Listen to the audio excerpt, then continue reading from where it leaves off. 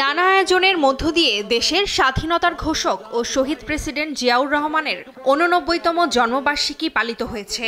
এ উপলক্ষে দুপুরে শহরের পূর্ব ফুলবাড়িয়া ঈদগাহ মাঠে ৫ শতাধিক অসহায় ব্যক্তির মধ্যে কম্বল বিতরণ করেছে জেলা বিএনপির নেতাকর্মীরা।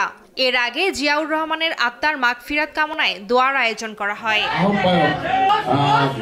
নাটোরে আলোচনা সভা ও দোয়া মাহফিলের মধ্য দিয়ে শহীদ প্রেসিডেন্ট জিয়াউর রহমানের জন্মবার্ষিকী পালিত হয়েছে। রোববার সকালে আলাইপুরস্থ জেলা বিএনপির কার্যালয়ে এ আয়োজন করা হয়। আলোচনা সভা শেষে বিএনপির চেয়ারপারসন বেগম খালেদা জিয়ার রোগ মুক্তি ও দীর্ঘায়ু কামনায় দোয়া ও মোনাজাত করা হয়। পিরোজপুরের শহীদ প্রেসিডেন্ট জিয়াউর রহমানের ৮৯তম জন্মবার্ষিকীতে দোয়া মাহফিল হয়েছে। সকাল ১১টায় পিরোজপুর জেলা বিএনপির কার্যালয়ে এ দোয়া মাহফিল অনুষ্ঠিত হয়। এ সময় বক্তব্য রাখেন জেলা বিএনপির আহ্বায়ক অধ্যক্ষ আলমগীর হোসেন সহ অন্যান্য নেতাকর্মীরা এবং দোয়া অনুষ্ঠান পরিচালনা করেন জেলা ওলামা দলের সদস্য অধ্যক্ষ দেলোয়ার হোসেন।